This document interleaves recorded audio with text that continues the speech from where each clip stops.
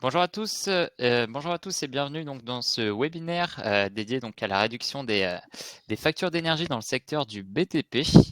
Donc pour rappel, ce webinaire est financé donc par la région Auvergne-Rhône-Alpes. Donc il s'articulera autour d'une heure avec une partie d'environ 30 à 40 minutes pour vous présenter donc les aides sur les factures d'énergie ainsi que des conseils éco-gestes pour réduire vos consommations. Et on aura une deuxième partie de 15 minutes donc sur une partie questions-réponses. Donc ce webinaire sera présenté par Camille et moi-même. Donc on travaille tous les deux à la Chambre des métiers et l'Artisanat donc du Rhône. On est tous les deux conseillers environnement. Donc vous avez un onglet questions pour toutes vos questions donc sur la partie en bas à droite. Donc n'hésitez pas à poser vos questions dans le chat et dans l'onglet questions. On prendra un temps en fin de webinaire pour y répondre. Je poste rapidement donc dans le chat une fiche de présence. Donc voilà, si vous voulez bien donc signer votre présence pour ce webinaire. Je vous laisse un petit instant donc pour prendre le temps de la signer. Hop. Voilà. Et donc on va pouvoir donc commencer donc la première partie donc de ce webinaire donc sur une présentation des dispositifs d'énergie qui sont encore en cours pour cette année. Voilà une rapide présentation donc du bouclier tarifaire. Je pense que vous le connaissez probablement déjà. Donc le bouclier tarifaire qui a été prolongé jusqu'en 2025. Voilà, donc pour rappel, le bouclier tarifaire il fixe le prix unitaire du kilowattheure à environ 19 centimes d'euros hors taxe. Il concerne donc les petites puissances, donc inférieures ou égales à 36 kVA. Et donc, il faut qu'il y ait moins de 10 salariés équivalents temps plein dans l'entreprise, ainsi qu'un chiffre d'affaires inférieur à 2 millions d'euros. Donc, pour pouvoir avoir le bouclier tarifaire, il faut avoir une offre au tarif réglementé donc chez EDF, ou alors souscrire à une offre indexée sur les tarifs réglementés auprès d'autres fournisseurs. À noter qu'en 2024, le bouclier tarifaire a augmenté de 10%, mais ça, c'est concernant tous les contrats suite à l'évolution de la TICFE, qui est une taxe dont on abordera donc le sujet juste après. Toujours également pour cette année, il y a un plafond à 280 euros hors taxe le mégawattheure, donc en termes de prix annuel moyen. Donc ça, pareil, c'est un plafond, donc le prix ne dépassera pas ce montant-là.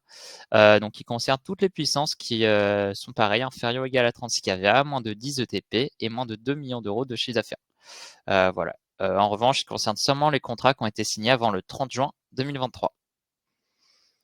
L'autre dispositif d'aide existant est également l'amortisseur. Donc l'amortisseur, peut-être que vous en avez déjà entendu parler également. Celui-là, il va concerner donc les puissances supérieures à 36 kVA. Pour rappel, donc il prend en compte un certain montant du kilowattheure si ce dernier dépasse un fameux prix. Voilà, donc l'amortisseur, c'est une aide qui est visible directement sur la facture. Donc si vous l'avez, vous pouvez directement le voir sur votre facture d'électricité. Il a eu quelques évolutions cette année, notamment sur le taux de couverture qui était de 50% au début en 2023, il est passé à 75% en 2024. Donc, c'est-à-dire que si vous avez l'amortisseur cette année, il est encore plus fort, l'aide est encore plus élevée. Il n'y a plus de prix plafond pour l'amortisseur, donc il n'y a plus de limite à son montant. Voilà, il prend en compte 75% du montant de votre prix d'électricité, même si ce dernier est très élevé.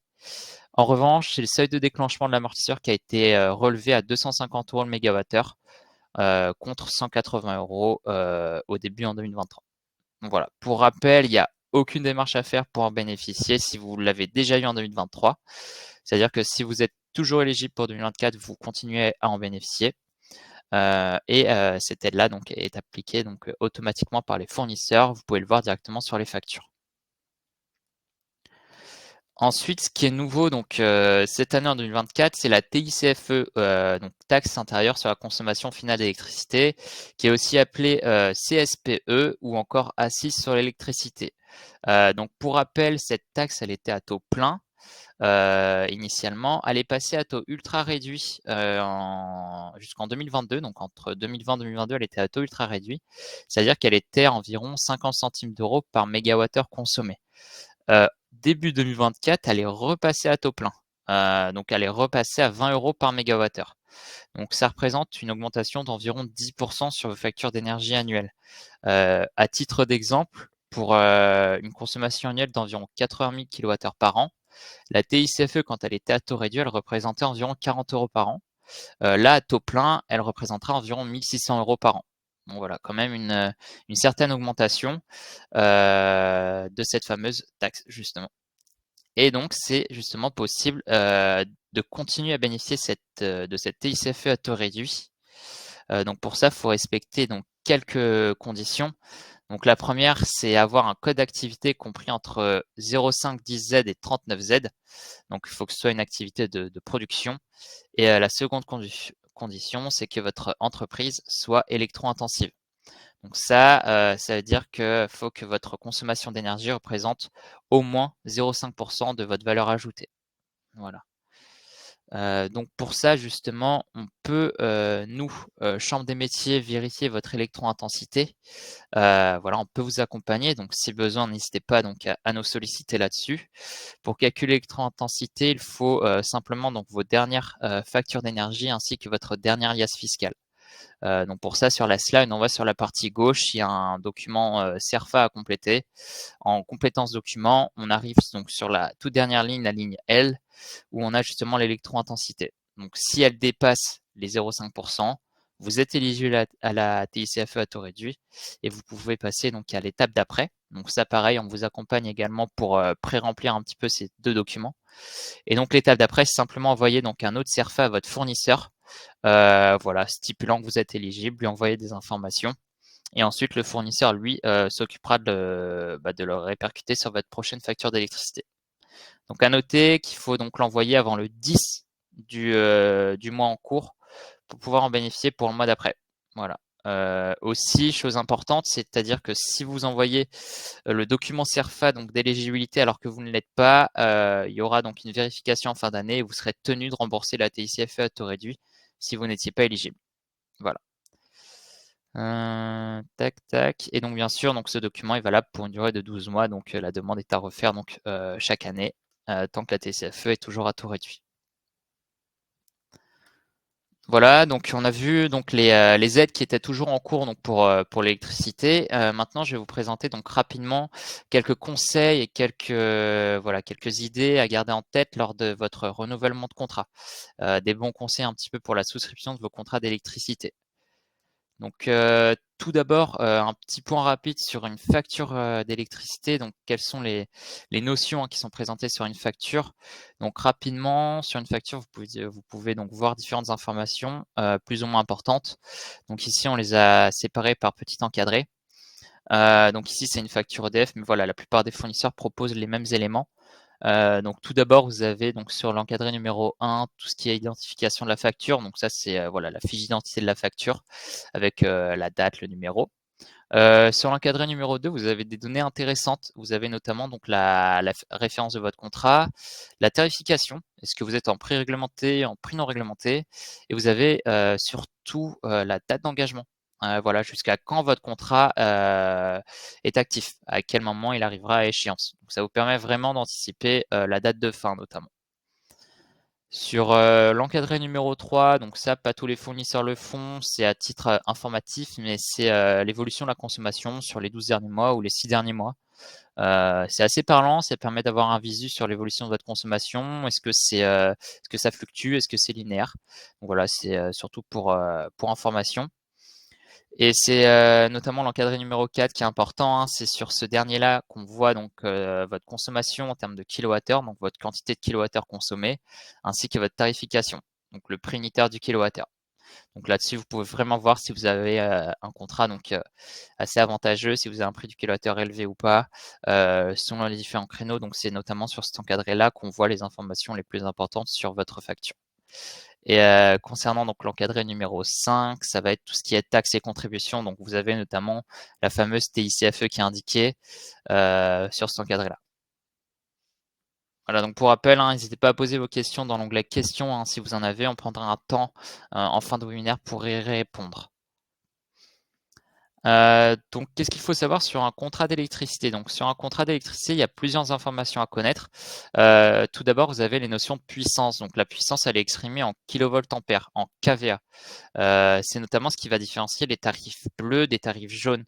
Donc les tarifs bleus, ça va être les contrats petite puissance, c'est-à-dire les contrats d'une puissance inférieure ou égale à 36 kVA. Les tarifs jaunes, eux, seront les contrats donc supérieurs à 36 kVA, donc à partir de 42 kVA et jusqu'à 240 notamment. Voilà, donc c'est important de connaître sa puissance.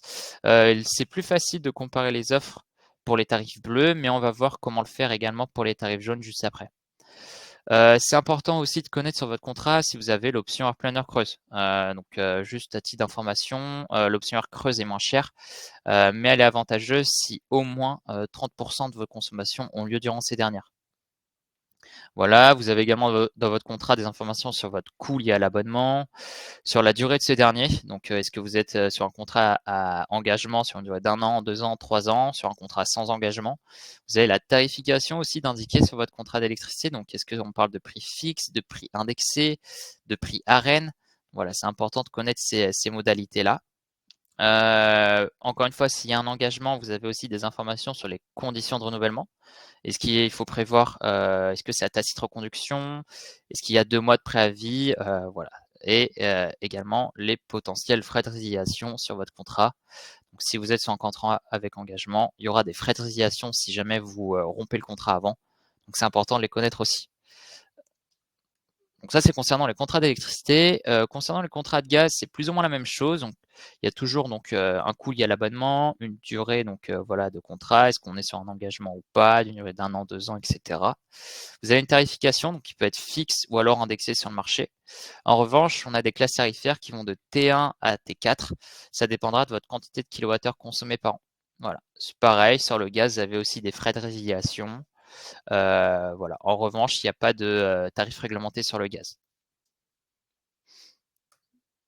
Ensuite, donc, quelques petits conseils pour optimiser votre contrat donc d'électricité. Donc, le premier conseil, c'est vraiment d'adapter votre puissance souscrite aux besoins réels de votre entreprise, c'est-à-dire avoir une puissance qui correspond à ce que vous consommez à peu près, afin d'éviter les sous-dimensionnements ou les surdimensionnements. Si vous êtes sous-dimensionné, c'est-à-dire que vous avez une puissance souscrite qui est trop faible par rapport à ce que vous utilisez, et ça peut amener à des dépassements, des facturations liées au dépassement ou encore à des disjonctages. Si vous avez donc une puissance surdimensionnée, donc une puissance trop élevée par rapport à ce que vous consommez, vous allez avoir des frais inutiles, donc notamment liés à l'acheminement ou encore l'abonnement par exemple. Voilà, donc pour ça, pour connaître votre puissance, hein, ça se fait de manière très simple. Donc, soit c'est indiqué sur votre facture d'électricité, donc sur les dernières pages, vous avez puissance utilisée, puissance souscrite, vous pouvez le voir directement, ou alors vous pouvez le voir sur votre compteur Linky si vous en avez un. Donc, simplement en appuyant sur les boutons, vous avez puissance souscrite indiquée et puissance soutirée. Juste la puissance soutirée est exprimée en volt ampère, donc voilà, faut faire une petite division pour l'exprimer en kVA, mais vous avez les informations en tout cas affichées sur le compteur. À noter également que les dépassements de puissance sont facturés 10 à 11 euros hors taxe par heure. Donc ça peut engendrer un coût qui peut être important à la fin du mois si c'est quelque chose qui arrive régulièrement. Pour optimiser votre contrat, il y a également donc l'option Air Planner creuse, j'en ai parlé juste avant, mais voilà, elle est avantageuse si au moins 30% de votre total des consommations a lieu durant les heures creuses. À noter que c'est possible de programmer certains appareils ou de vous organiser vous au sein de votre activité pour voilà, consommer au maximum durant les heures creuses si vous avez cette option-là. Je pense notamment au ballon d'eau chaude par exemple, ou encore certains processus de production. Un dernier conseil, c'est aussi donc de supprimer les services souscrits inutiles, les options, par exemple l'assistance dépannage ou dépannage express. Voilà, lisez bien les modalités sur votre contrat. Renseignez-vous si vous en avez réellement besoin. Des fois, ça amène à des frais inutiles d'environ 200 à 300 euros par an, donc ça peut toujours être des petites optimisations également. Donc un petit rappel aussi sur l'importance de suivre vos consommations. Donc tout au long de l'année, faites un suivi régulier de vos factures, mais également des mails, des courriers fournisseurs. Ces derniers sont tenus de vous informer si jamais donc les prix de l'électricité augmentent. Ils sont tenus de vous informer généralement, même si vous êtes engagé, vous avez donc un petit délai pour résilier sans frais si vous êtes contre cette augmentation. Donc faites un suivi régulier. Ça vous permet également d'identifier donc les tendances, comme j'ai dit, augmentation, diminution des prix. Donc généralement, c'est plus des augmentations qu'on a ces dernières années. Ça vous permet aussi donc de comparer voilà, votre consommation par rapport à votre niveau de production. Donc vous savez à peu près combien de kilowattheures vous utilisez pour un cycle de production par exemple. Ça vous permet aussi de voir si vous avez des équipements défectueux ou en panne, ou de voir voilà les économies d'énergie liées à un changement donc de votre cycle de production par exemple. Ça vous permet, comme on l'a vu, d'ajuster la puissance souscrite à la puissance utilisée, donc pour faire des optimisations. Et voilà, de visualiser, de quantifier réellement les économies réalisées suite à la mise en place d'éco-gestes, un changement d'équipement notamment. Ensuite, je vais vous présenter un outil qui permet donc de comparer les contrats directement donc sur Internet. Donc c'est sur le Médiateur national de l'énergie, donc qui est un site internet de l'État. Sur ce site-là, il y a un outil donc sur le gauche là, hein, sur l'image, le comparateur d'offres d'électricité et de gaz naturel. Donc vous pouvez comparer les offres d'électricité et ainsi que les offres de gaz. Donc pour l'électricité, c'est que concernant les puissances inférieures ou égales à 36 kVA. On ne peut pas comparer les offres supérieures à cette puissance-là, malheureusement. Et pour le gaz, c'est que pour les consommations de gaz qui vont jusqu'à 300 000 kWh par an.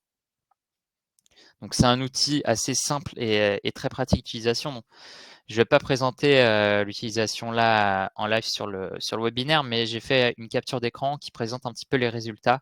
Donc au niveau des informations, vous avez juste à présenter votre localisation, donc où vous êtes situé, ainsi que votre consommation annuelle moyenne en kilowattheure et votre puissance.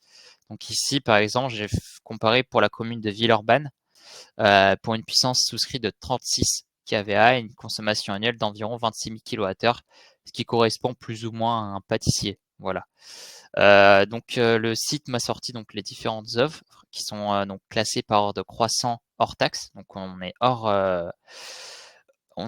TVA et hors acheminement.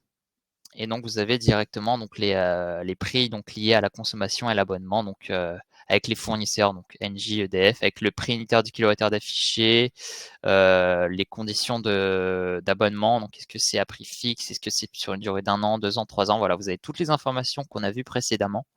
Et dans les détails, vous avez également tout ce qui est frais de résiliation, conditions de renouvellement, etc. Donc c'est un site vraiment très complet qui peut vous aider pour votre comparaison des fournisseurs justement. Voilà.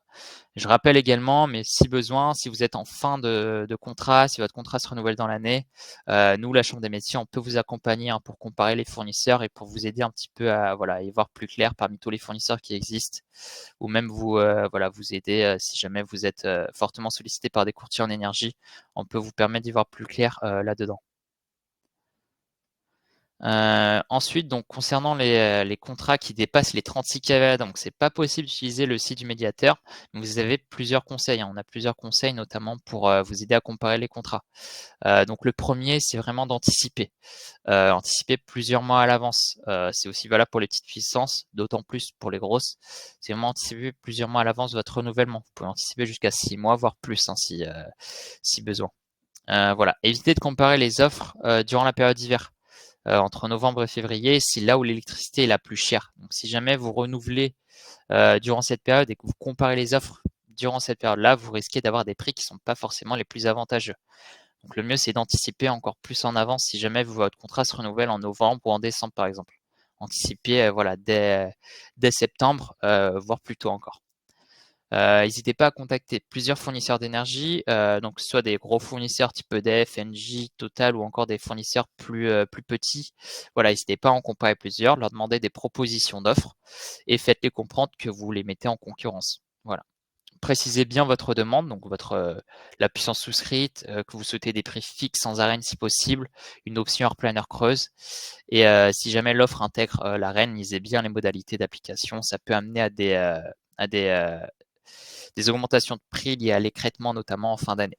Voilà. Dans tous les cas, je le rappelle, mais la Chambre des métiers peut vous accompagner pour le renouvellement de votre contrat là-dedans. Maintenant, donc, je vais laisser la main à Camille qui va vous présenter donc lui comment donc agir directement au quotidien sur vos consommations d'énergie. Voilà, donc après avoir fait le point sur les dispositifs et les contrats d'énergie, on va à présent faire un focus sur les postes de consommation d'énergie au sein du secteur et aussi sur les différentes actions qui vont permettre de réaliser des économies d'énergie. Voilà. Donc, grâce aux 52 entreprises du secteur qu'on a pu visiter lors de Diagnostic Énergie, Alors, on a pu identifier les principales sources énergétiques utilisées et aussi définir la répartition globale des postes de consommation. Donc, on peut observer à travers les deux graphiques que les 3 principales sources d'énergie en termes de consommation et de coûts qu'on va retrouver dans le secteur, ça va être en priorité l'électricité, le fuel et le carburant qui va être utilisé pour les véhicules et les engins de chantier. Voilà. Pareil pour les postes de consommation, on a pu observer que le chauffage occupe dans la plupart des cas observés plus de la moitié des consommations, devant l'utilisation d'air comprimé, devant la ventilation et l'aspiration, ou aussi devant le process et tout ce qui peut être éclairage. Donc, on va du coup aborder à travers 4 postes de consommation suivants, du coup le chauffage, la production d'air comprimé, l'aspiration et l'éclairage. Donc, on va aborder différents exemples d'actions d'économie d'énergie.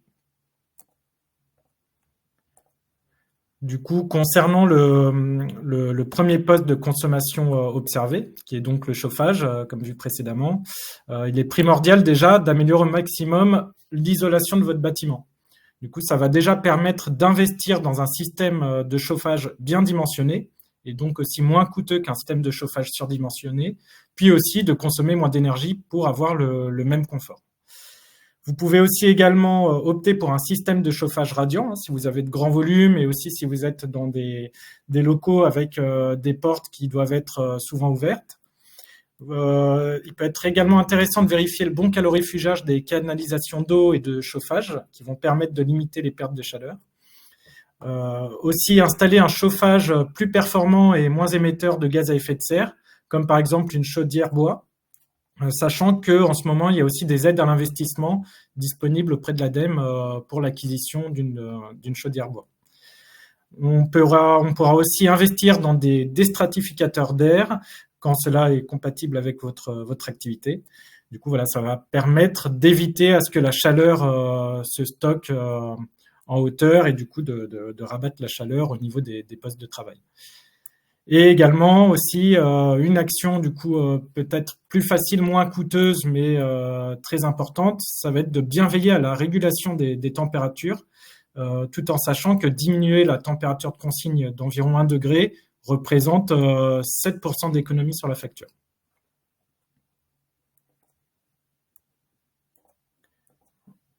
Du coup, voilà, comme évoqué juste avant, l'isolation de vos locaux doit être réfléchie au plus tôt, car c'est en premier lieu le facteur principal lié à votre confort thermique, alors que ce soit l'hiver ou l'été.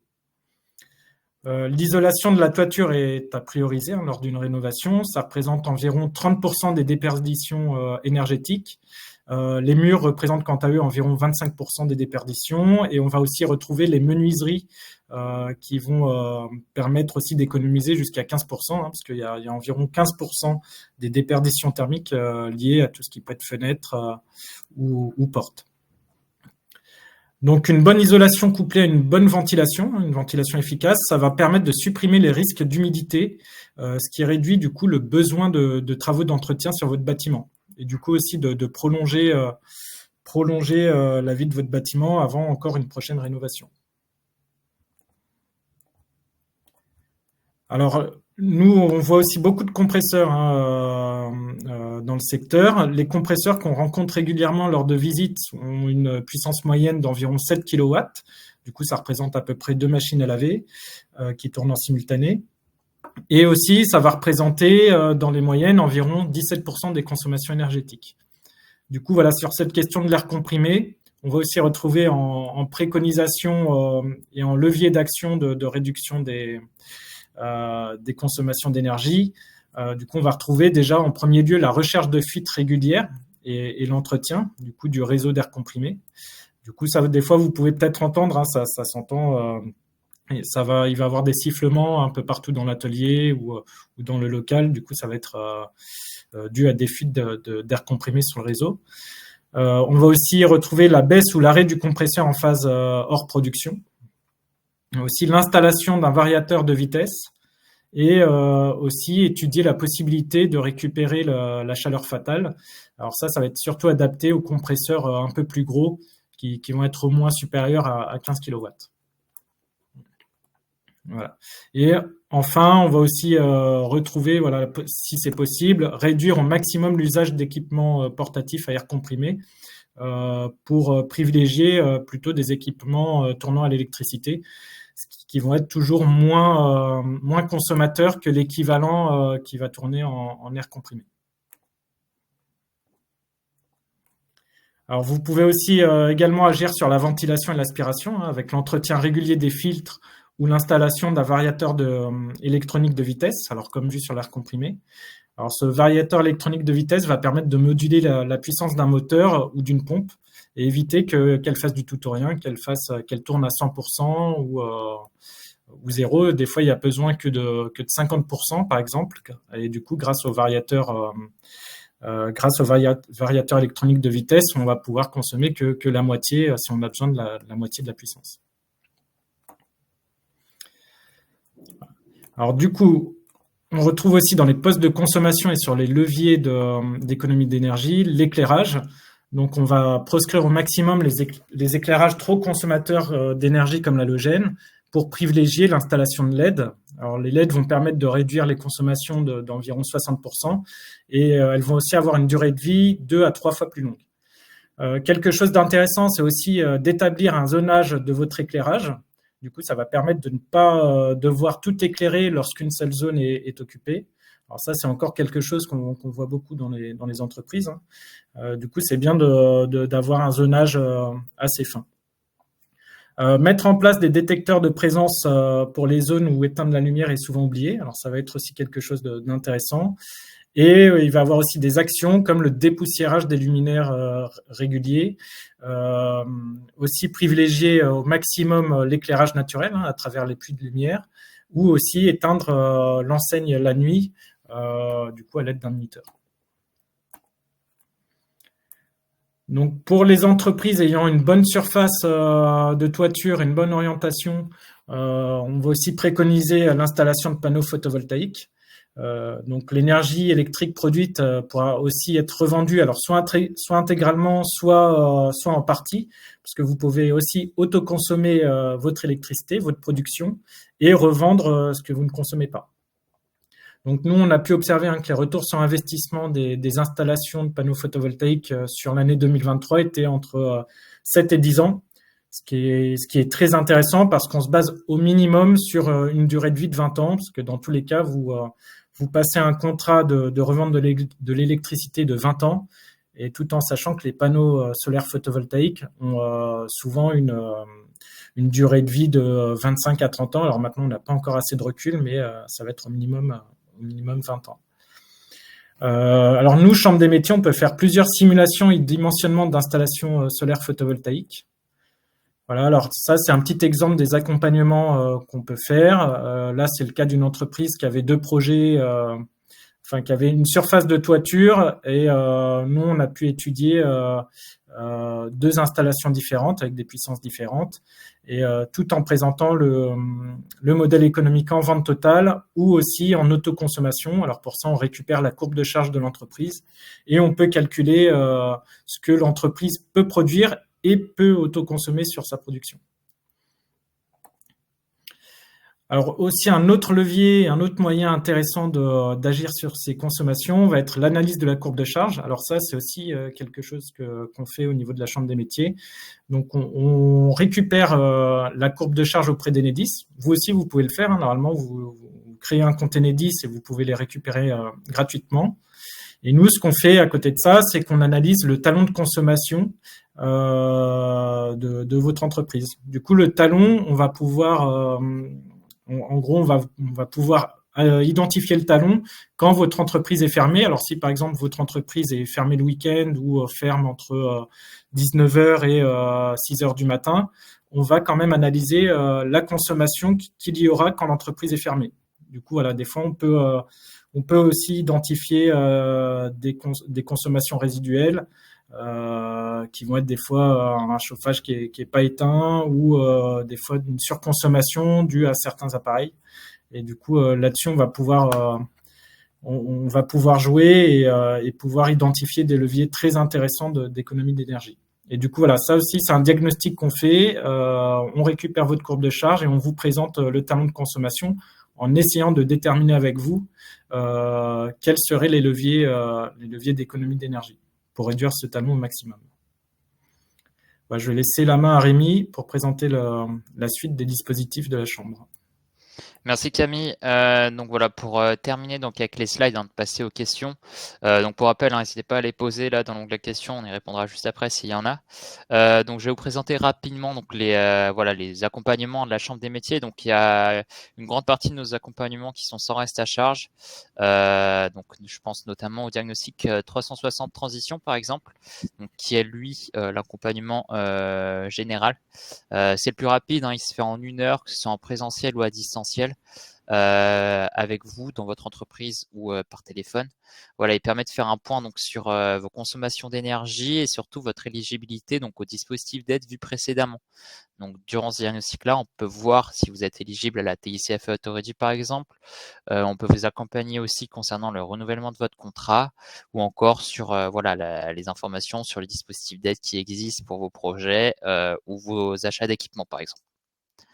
Un diagnostic donc qui est pareil, donc sans rester à charge, c'est diagnostic énergie, qui lui est un peu plus complet concernant l'énergie. Il dure une journée et il va vraiment donc faire le point sur chacun de vos postes de consommation d'énergie. Donc c'est comme a cité Camille précédemment, ça va être lié au chauffage, à l'air comprimé, aux équipements de production, etc. Il va aussi analyser vos factures, votre courbe de charge notamment. Ensuite, un diagnostic un peu plus complet, c'est le diagnostic flux. Donc lui, pareil, il englobe la partie énergie citée juste avant, mais il prend en compte, en plus de ça, une partie eau, matières premières et déchets. Donc lui, c'est vraiment le plus complet. Il fait un focus sur tous les flux au sein de votre entreprise. Ensuite, vous avez donc 2 diagnostics qui sont payants, donc l'étude solaire photovoltaïque et diagnostic éclairage. Donc le solaire photovoltaïque, Camille l'a très bien présenté, mais il va permettre d'analyser un petit peu votre capacité de production, quel serait le taux de retour sur investissement selon ce que vous avez besoin en termes d'électricité et ce que vous pouvez produire en termes de production solaire. Le diagnostic éclairage, lui, il va viser à mettre, bien valoriser votre point de vente, tout en diminuant vos consommations d'énergie, donc liées à l'éclairage. Et ensuite, vous avez donc tout ce qui est mobilité. Donc, on a un diagnostic mobilité aussi, donc qui est sans reste à charge. Si jamais vous avez un projet de changement de véhicule, il permet donc de faire le point sur le véhicule, donc basse consommation, donc électrique, adapté pour votre activité selon le poids de chargement que vous avez besoin, selon votre rayon d'intervention, selon l'autonomie. Quel sera le véhicule adapté et surtout de connaître les dispositifs d'aide qui existent. Voilà. À titre d'information, on a un webinaire également d'ici 10 jours qui aura lieu de midi à 13h sur la mobilité. Donc, pour vous présenter les aides mobilité sur les zones à faible émission dans les grandes villes. Donc, si jamais vous êtes intéressé, vous pourrez donc, pareil, vous inscrire également à ce webinaire. Et donc, avant de terminer, donc je présente rapidement un sondage. Si jamais vous êtes intéressé, n'hésitez pas à répondre.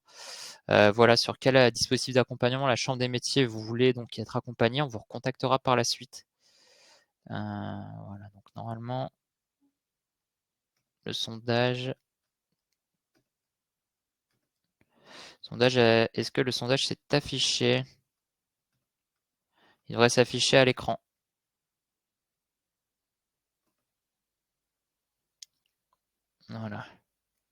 Voilà, donc n'hésitez pas à y répondre, on vous recontactera si vous êtes intéressé. Je vous laisse quelques petits instants. Pareil, si vous avez des questions, n'hésitez pas à les poser dans le chat. On va y répondre. Autrement, on va pouvoir terminer le webinaire ici. Voilà, je vous laisse un petit instant. Je vois qu'il y a eu des réponses. Super, super, super. Écoutez, je vois qu'il n'y a pas de questions dans l'onglet chat ni dans l'onglet questions. Donc, je vous propose de terminer ici. Je vous remercie pour votre attention. Le webinaire sera disponible en replay donc sur YouTube, sur la page de la Chambre des métiers de l'artisanat Auvergne-Rhône-Alpes. Voilà. Merci à tous. Je vous souhaite une bonne fin de journée. Au revoir à tous.